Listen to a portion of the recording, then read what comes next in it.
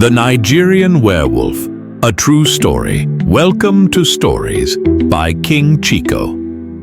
Today, I bring you another chilling, real-life, supernatural thriller. This is a true story that will leave you wondering about the things that lurk in the dark. So sit back, relax, and listen carefully, because some things are not of this world. I was 12 years old when this happened. We lived in the Shell residential area in Port Harcourt, Nigeria. It was a peaceful neighborhood, home to Nigerians, Americans, and Germans, mostly people working for Shell Petroleum Development Company, SPDC. My father was a petroleum engineer, often making trips offshore for work. One day, my father left for work, leaving just me, my mother, and my sister at home. That night, after dinner, we sat in the living room watching the nightly news. At about 9 p.m., we turned in for the night. Whenever my dad was away, we slept in my parents' king-sized bed. My sister on one end, my mom in the middle, and me by the window side. The electric fan hummed in the background as I drifted off to sleep. Then, at 2 a.m., I woke up to a low, guttural growl. I didn't want to open my eyes. Something about the sound felt wrong. My body froze as I felt thick, rough hair brushing against my skin. At first, it reminded me of a dog's fur, but it was too coarse, too dense, almost like broom bristles. I slowly opened my eyes, and I saw it. A massive creature loomed over me, a huge dog standing on 2 feet. Its teeth were sharp, gleaming under the dim light.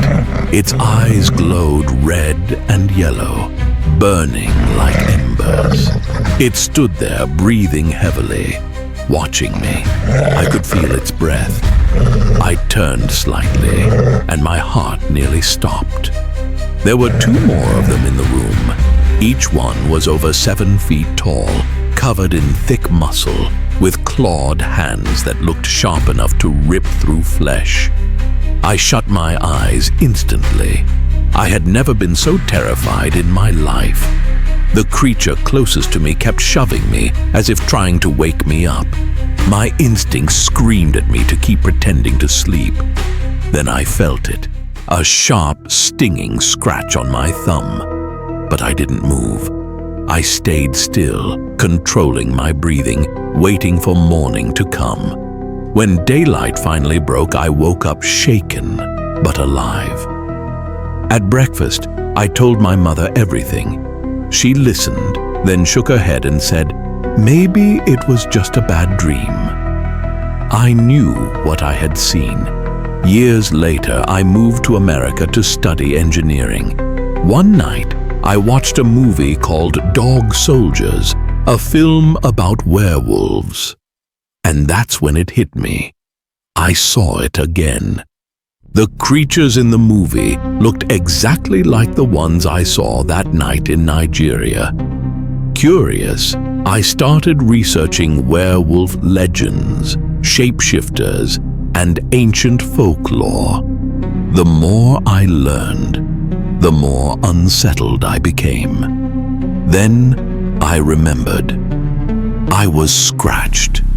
I had never really thought about it before, but over the years, I had noticed something strange about myself. Almost superhuman strength and intelligence. Could that scratch have changed me somehow? It was a crazy thought, but it lingered in my mind. One day, I called my mother and asked if she still remembered what I told her as a child.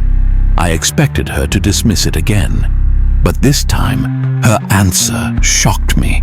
"Yes," she said, "and now, I believe you." I was stunned. Why now?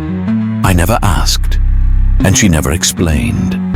But I knew some things aren't meant to be understood. I moved on. But sometimes when the moon is full, I feel something stirring inside me. Thank you for watching Stories by King Chico. If you enjoyed this true story, don't forget to like, subscribe, and share. If you have a real-life story you'd like us to feature, send it in. We'd love to tell your story. Stay tuned for more, because sometimes reality is scarier than fiction.